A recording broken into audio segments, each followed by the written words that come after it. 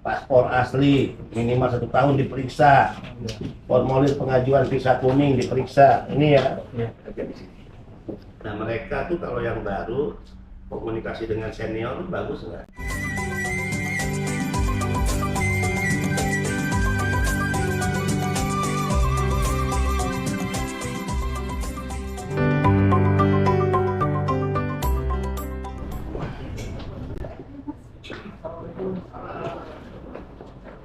Ini yang Rudi. Iya. Oh iya, selamat. Thank you. Gimana kabar? Alhamdulillah kabar baik. Selamat ya, udah nikah ya. Alhamdulillah. Selamat. Iya. Aduh, saya nggak diundang. Maksudnya saya masih hadir. Iya, Pak. Selamat datang di Indonesia, datang di kantor kami. Terima kasih juga saya ucapkan. Namanya cukup populer di situ. Alhamdulillah. Yang ingin Tata Halilintar. Hah? Atau- Oh iya. Mudah-mudahan bisa sampai di sana. Ini maskernya. Oh, gitu, Pak. Iya, bisa. Jadi sebagai PMI di Korea ini udah berapa lama? Total saat ini udah 8 tahunan, Pak. 8 tahun. Iya, untuk yang Oke. proses kontrak kedua. Nah, selama 8 tahun kembali ke Indonesia berapa kali? 2 kali, Pak. 2 kali. Yang pertama tanpa cuti selama 4 tahun 10 bulan. Oke. Langsung proses ke entry 2019. Iya. Iya. Dulu berangkat tahun berapa? Untuk berangkat tahun 2004. 2004. Prelimnya di mana dulu? Untuk preliminnya di Ciracas, Pak. Ciracas. Di gedung yang lama di belakang. Dulu prelimnya Ciracas 5 hari ya. Iya, 5 benar, hari. Pak. Benar, Pak. Iya. Bayar dulu prelimnya. Bayar, iya, Pak. Kamu tahu nggak sekarang? Sekarang udah nggak bayar prelim. Iya, udah. Ah. Dan juga banyak juga yang teman-teman baru-baru itu datang di pabrik saya juga itu, Pak. Oke, jadi ada yang kerja di pabrik di mana dulu kerja juga. Iya, benar. Nah mereka tuh kalau yang baru komunikasi dengan senior bagus nggak? Itu tergantung lagi, Pak, tergantung orangnya Ya, masing-masing. sebenarnya penting ya orang baru datang di negara yang baru dia masuk, kultur berbeda, ruang lingkungan kerja juga ya baru itu dia masuk. Iya, Pak. Penting dong harusnya dia sering komunikasi dengan para senior ya. Iya, benar, Pak. Benar, Pak. Tapi tergantung orang lagi ya. Tergantung orangnya lagi. Apa masalah yang sering dihadapi para pekerja kita tuh? Yang di sana ya, Pak. Hmm. Nah, untuk yang saat ini baru 2 minggu, 3 minggu gitu udah mau Udah minta pindah gitu, Atau Pak. pindah. Ya, jadi itu harus digembleng ataupun dibimbing benar-benar dari yang masih di Indonesia Masih ini. di sini ya. Karena Bekalannya. iya, karena pemikirannya dari teman-teman yang masih pemula itu kerja di sana itu enak. Oh, nanti kalau aku kerja di sana itu tinggal pencet-pencet tombol aja, terus setelah Iya. itu bayaran. Hmm. Nah, itu, Pak. Tetapi sampai di sana kita bisa kerja ngelas, grinder, ada manual itu yang seperti di sini itu kadang ada yang bangunan untuk fondasi, Pak. Fondasi cor itu untuk besinya, Oke. besi beton itu. Nah, seperti itu. Jadi teman-teman itu yang masih pemula bisa dibilang kaget, Pak. Target ya. Iya. Oke. Karena pelatihan itu juga nggak dilakukan saat tes. Iya. Karena gini, saya termasuk yang memberikan usul ke pihak HRDK Korea. Karena tes ini kan kewenangan mereka. Oh, iya, Pak. Kita ingin benar-benar yang berangkat dan dinyatakan lulus tes itu kan orang-orang yang betul-betul memiliki kompetensi. Nah, gimana mengukur dia punya kompetensi kalau tesnya juga tidak dilakukan kecuali hanya tes bahasa?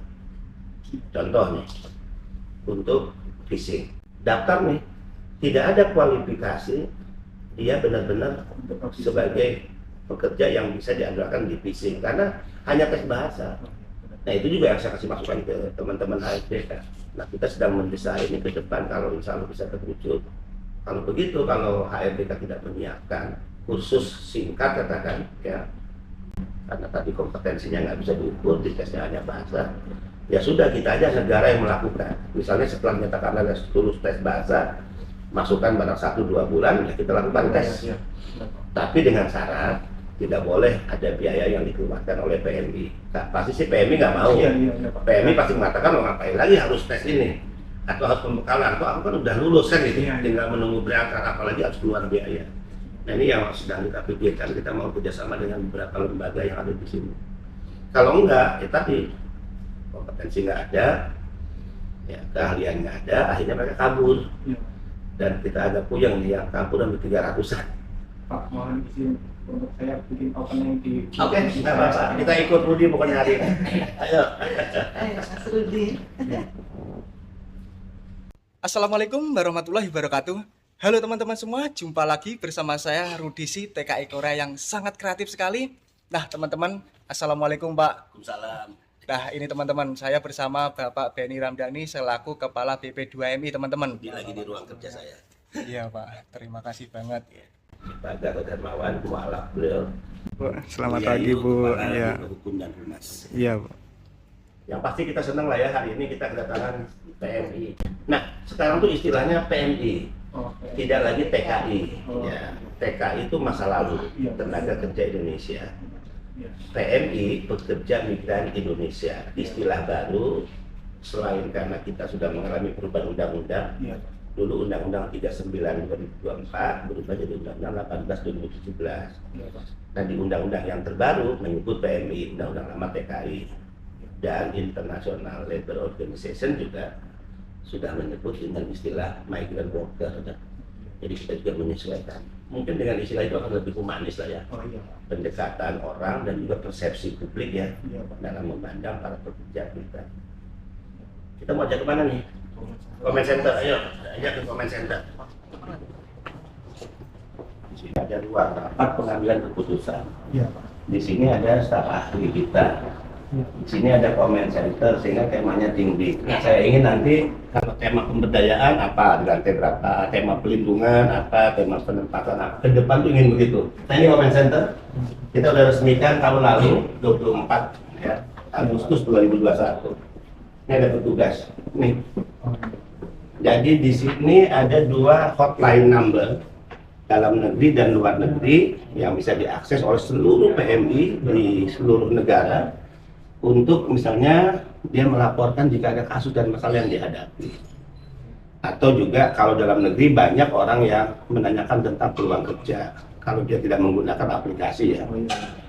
Atau orang tua yang mengadu atau keluarga. Dari sini dia di delivery ke dalam. Di sana ada staf kita, anak-anak muda, ahli IT 30 orang yang mengoperate sistem kita, kemudian dibagi ke kawasan. Oh, ini dari kawasan mana? Asia Afrika. Dorong ke sini. Ini kawasan Amerika Pasifik. Kemudian ini dari Eropa Timur Tengah. Masuk ke sini. 24 jam. Oh, iya. Ini 24 jam. 24 jam berapa orang? Yang 3 jam. 9 orang.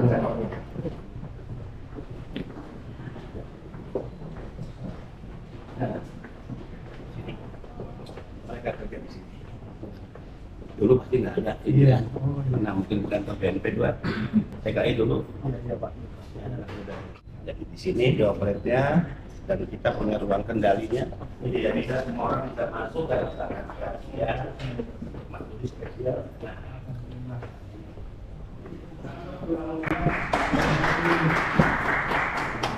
oke, saya ingin memperlihatkan berapa banyak sih pekerja kita di luar negeri ya. Ini jumlahnya 1.562.000. Ada di mana saja mereka? Di Asia Afrika ini total, di Eropa Timur Tengah, kemudian di Amerika Pasifik. Oke, Mas Budi dari daerah mana? Asal? Tulungagung. Coba kita lihat Tulungagung. Berapa banyak orang Tulungagung yang bekerja di luar negeri? Jumlahnya dulu. Ini tahun berapa? Kita lihat nih. Orang Tulungagung yang kerja 3.211.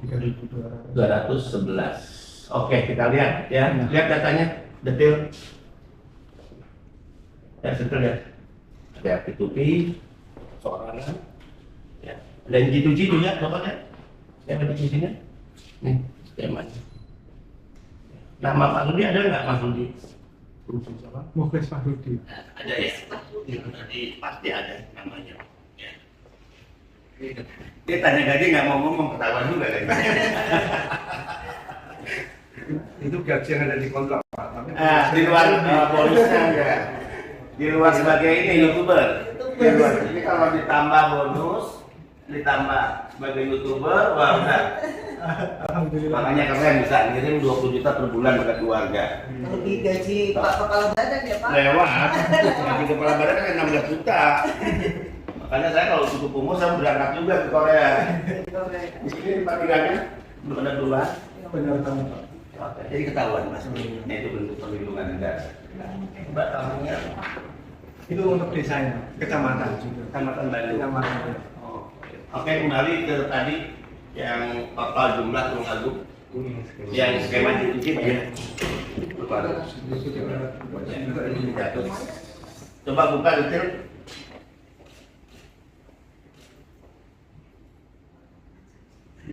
Ini. Oke, negara tertingginya mana? Di Gunung Agung, Hong Kong. Itu aja. Taiwan, Brunei, Malaysia, Singapura. Beda kalau disebut NTB pasti di sini Malaysia pertama. Kita akan perlihatkan di sebelah kiri ini pengaduan. Jadi pengaduan yang sudah masuk ke sini jumlahnya 44.000. Ya, bagaimana sebuah pengaduan ditangani oleh BP2MI, bagaimana dia berproses ya. Kita akan lihat misalnya, jadi kalau seseorang mengadu ke call center, dia akan diberikan password, yaitu nomor pengaduan. Jadi kalau orang ngadu dikasih nomor pengaduan dan itu menjadi password dia untuk masuk ke dalam sistem. Dia bisa masuk ke sistem kita. Apa kebutuhannya dia masuk ke dalam sistem kita, terkoneksi, ya adalah untuk dia mengetahui posisi pengaduannya sejauh mana sudah diproses dan sudah ditangani. TKI ini dipulangkan, tapi tidak dibayar, meninggal dunia dengan tujuan putus hubungan komunikasi, yang sudah selesai 95,8%. Ini contoh, dia dikasih nomor adu pelapornya. Oke, dia melapor, dia dengan menggunakan modal itu dia bisa login untuk masuk ke sistem kita. Dia login nanti, oke, dia masuk ke situ. Jadi misalnya Mas Rudi ngadu nih, dikasih password tadi. Mas Rudi pengen tahu sudah sejauh mana penanganan kasus saya, jalan atau enggak, mana atau enggak. Masuk login, nah ke sini dia masuk. Petugas klarifikasinya, terus hasil klarifikasi telah mengembalikan biaya sebesar 21. Kembalikan uangnya. Langsung kembalikan. Ya kalau enggak, pasti kita persoalkan secara hukum. Permasalahan antara CPMI dengan pihak PT telah dinyatakan selesai. Terlampir surat pernyataan itu ada. Kita dokumennya disimpan dan sebagai file. Di sebelah ada ruang rapat. Coba dilihatin tuh. Kita kelihatan. Jadi kalau ini penuh acara, ada wartawan bisa di luar, bisa meliput dari luar. Tapi kalau lagi rapat tertutup, nggak boleh orang tahu, dimatiin lagi 14. Nah, gitu. Di sana. Oke. Sambil kita foto dulu yuk. Di sini. Oke.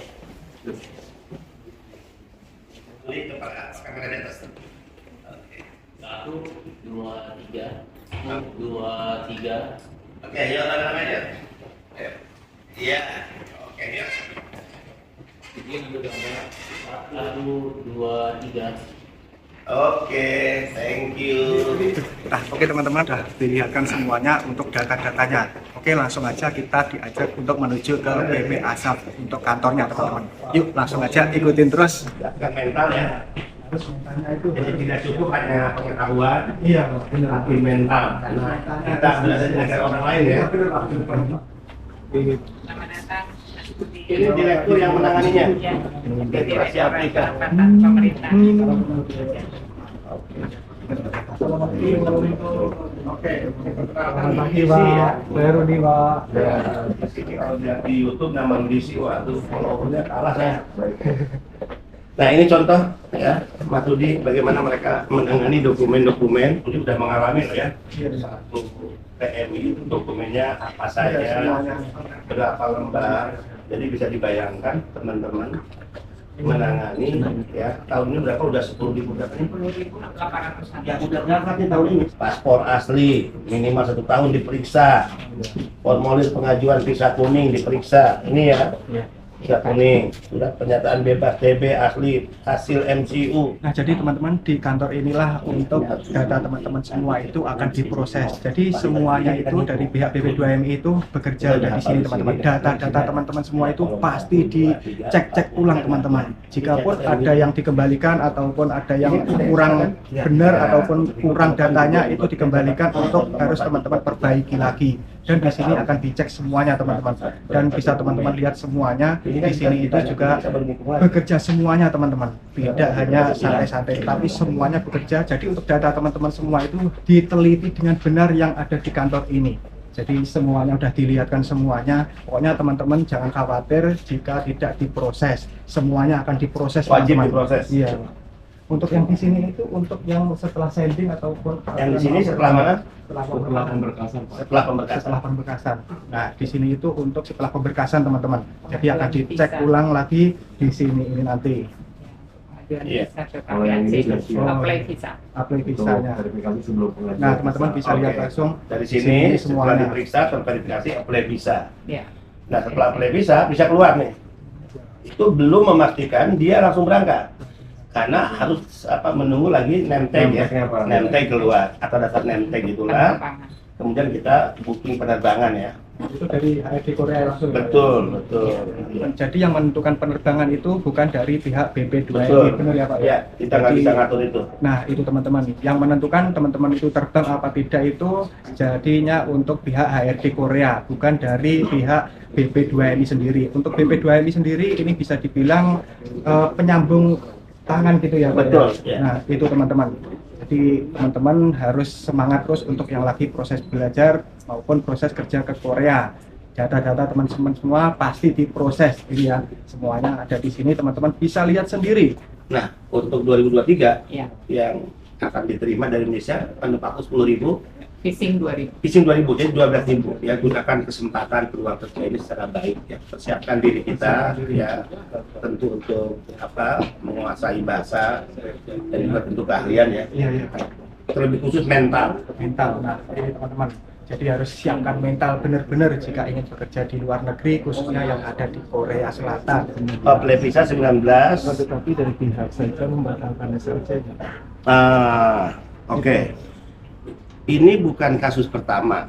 Jadi banyak kejadian kita udah apply visa 19 ketahuan ya. Tiba-tiba visa sementara apply, SLC-nya dibatalkan.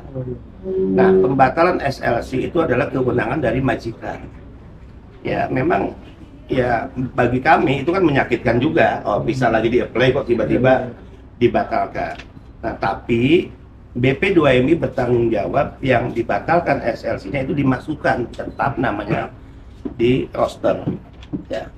Agar tentu dia nanti menemukan kembali sajang yang baru. Ya. Kan kita nggak boleh intervensi bahkan marahin sajangnya. Tapi tanggung jawab moral kita adalah tetap nama-nama tersebut kayak nama sampean ini siapa? Wahyu ya, tetap dimasukkan dalam roster untuk ketemu sajang yang baru. Tetap diusahakan. Tetap ya. Tapi yang penting kalau kamu udah rezeki kamu pasti nggak akan lari lah. Rezeki itu nggak akan tertukar, ya. Nah, makanya tetap sholat, rajin doa ya. Nah teman-teman, jadi ini adalah penjelasan untuk yang teman-teman dari fishing ini. Dari fishing itu mau terbang, udah dapat sajang juga, tetapi di sini dibatalkan oleh sajang teman-teman. Dan untuk alasannya masih dicari tahu di sini teman-teman. Langsung diproses ya. Yakin bahwa Di sini hanya benar-benar menunda diproses dan langsung. Sebenarnya teman-teman tidak datang ke sini juga masih diproses. Dan ini masnya tadi juga udah diberikan untuk email teman-teman. Udah di email juga. Tetapi jika teman-teman mau datang ke sini dan untuk pihak BP2MI sangat welcome banget untuk teman-teman yang mau main ke sini. Nah seperti itu teman-teman, seperti masnya ini langsung. Mas Wahyu apa lagi? Tuh. Sampaikan juga ke teman-teman ya informasi ini. Iya. Oke. Ada yang mau tanyakan? Oke. Pak, Ya. ada satu pertanyaan lagi. Ini juga saya mewakili dari teman-teman yang ada di Lampung ataupun Oke. dari Sumatera sana, Pak. Untuk masalah Tempat tempat pelaksanaan ujian. pelaksanaan ujian, untuk preliminary, Ya. untuk dan lain-lain seperti itu. Memang saya termasuk yang melakukan kritik secara internal. Ini yang disebut Jawa sentris. Jawa sentris itu tidak baik. Bertahun-tahun pelaksanaan prelim di mana? Iya. Semarang, Cirebon, Jakarta. Sehingga apa yang terjadi bagi anak-anak bangsa yang punya kesempatan yang sama yang datang dari Maluku, Papua, Sulawesi, Kalimantan, itu ketidakadilan. Ini sistem yang buruk. Termasuk misalnya dikirim lewat amplop-amplop tadi lah. Untuk diverifikasi kan orang harus datang. Kan tidak adil, orang dari Maluku, Kalimantan, Sulawesi kok harus datang ke sini. Ini kan sistem yang buruk yang tidak boleh lagi. Itu yang disebut Jawa sentris itu harus diakhiri. Kita harus bicara Indonesia sentris. Termasuk misalnya preliminary tadi. Nah, sekarang 2023 kita akan melakukan penyebaran. Kalau sistem sudah siap, harusnya kan per provinsi. Ya udah, orang Manado di Balai Manado aja, ya kan? Orang Medan di Balai Medan, ya orang Kalimantan di Balai Kalimantan. Di situ aja dilaksanakannya. Kosnya nggak terlalu besar. Tapi kalau sistemnya siap, nah kita baru siap nih ke zonasi. Misalnya Sulawesi, kita ambil salah satu provinsi yang terdekat, titik tengah. Kalimantan, ada 4 Kalimantan, titik tengahnya di mana? Kayak gitu ya. Papua, Maluku, Maluku Utara, titik tengahnya di mana? Itu. Kemudian juga Sumatera, titik tengahnya di mana? Ya Jawa, karena luas bisa dibagi beberapa titik. Nah, ini yang kita siapkan memang desainnya skemanya di 2023.